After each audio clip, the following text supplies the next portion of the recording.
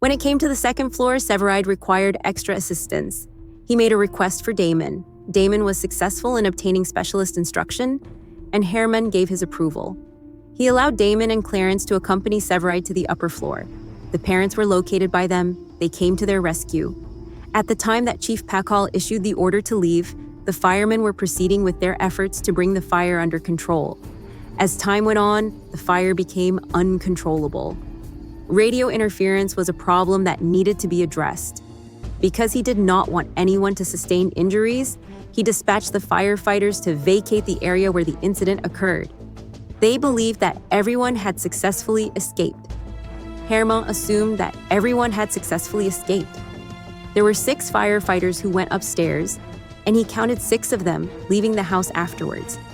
He also believed that they could have dealt with the matter if they had been given more time. Nevertheless, he was not the chief. There was no way he would disobey the command. Instructing everyone to leave, he said. After that, they were able to see the monitor that the firefighters were using, a signal that is activated if a fireman is injured or killed. After hearing it, they became aware that they had neglected to bring someone with them.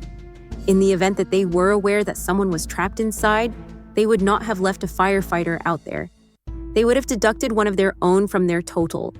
They were caught off guard when they discovered that there was a 7th individual present inside. The rescue of Clarence, who had fallen through the floor, was accomplished by Carver, who used a ladder to get to the 2nd story. According to Clarence, Damon was the one who caught him. There was no way Damon could have known that Clarence was not following him. 6 went up and 6 went down, according to Herman. He was under the impression that the house had been cleaned. But they had abandoned Damon. When Damon arrived at the hospital, he was the firefighter who was fighting for his life.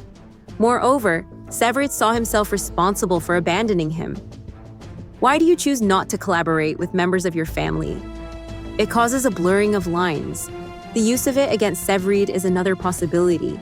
Some others would argue that he should not have requested Damon to help him up the stairs in the first place. It was completely inappropriate for Damon to be there at the same firehouse as him.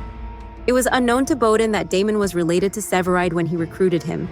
On the other side, he did allow Severide to work with his wife, which prevented him from being able to throw stones at Pascal from his glass house location.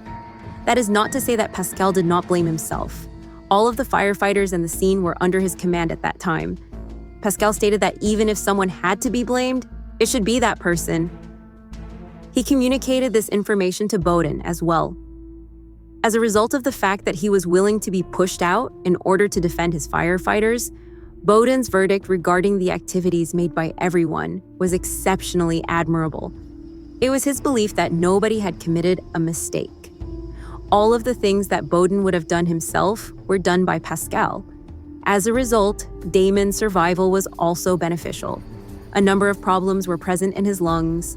More tests were required to determine whether or not he would be able to go back to his previous job as a firefighter. And despite the fact that nobody was going to lose their jobs as a result of this, Pascal made statements to Herman that he was unable to retract.